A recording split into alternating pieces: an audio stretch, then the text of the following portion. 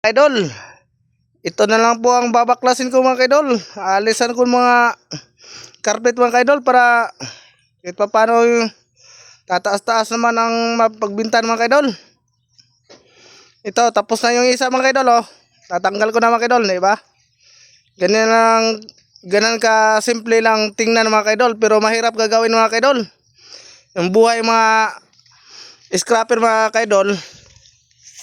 Kami mga buhay mga scrapper, hirap na hirap kami dyan mag-adjust sa mga junk shop kasi yun din ang palakaran nila. Ay mga idol oh, ipapakita ko sa inyo pagbaklas nila mga idol. Ayan mga idol oh.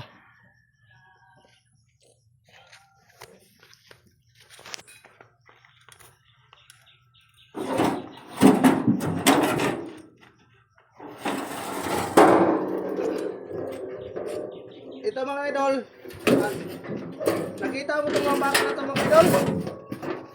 Kung sakali ay kaya ko matanggal ko ito mga idol, tatanggalin ko. Pero hindi naman ito kaya tatanggalin mga idol. Pag tatama rin mga idol, idiretso na ito sa carpet mga idol. Bilong na ito carpet mga idol. Pero sayang ito mga idol, bakal talaga ito. Ito. Pero ganoon talaga ang proseso nila sa junk shop mga idol.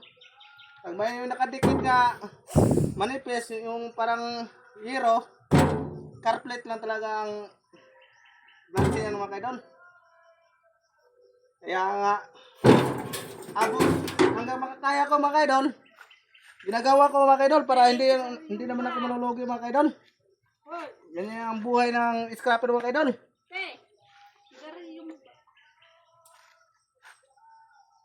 Ayan mga idol oh. Ito mga idol, ito tatanggalin ko ito mga idol. Yun.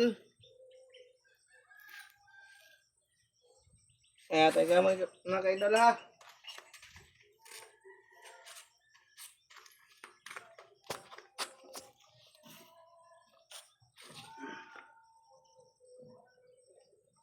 Siyempre naka-bolt to mga idol. Alisin ko ito yung mga bolt para matatanggal tong bulante mga idol.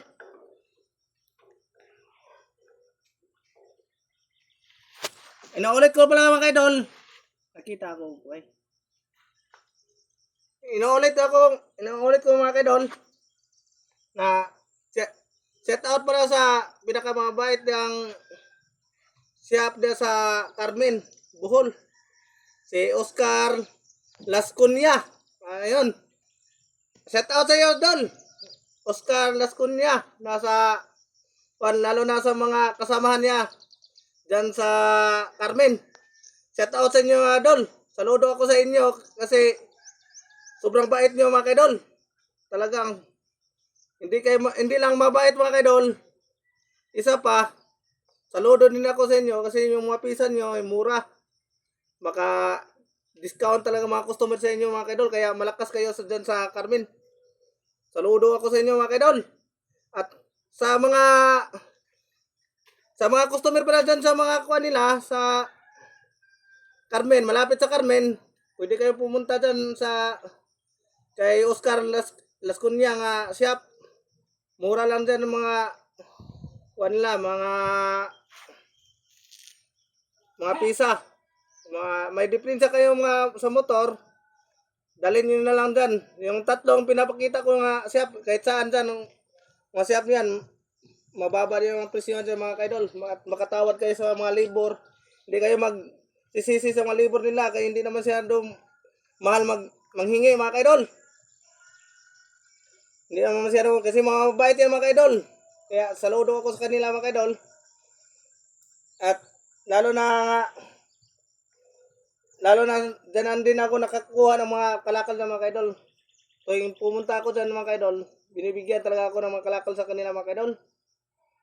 Hindi talaga ako tatanggihan ng mga kaidol, kaya saludo ako sa kanila ng mga kaidol. Yung tatlong shop dyan mga kaidol, yung pinapakita kong nakarang video mga kaidol, sinasali ko sa vlog ko mga kaidol.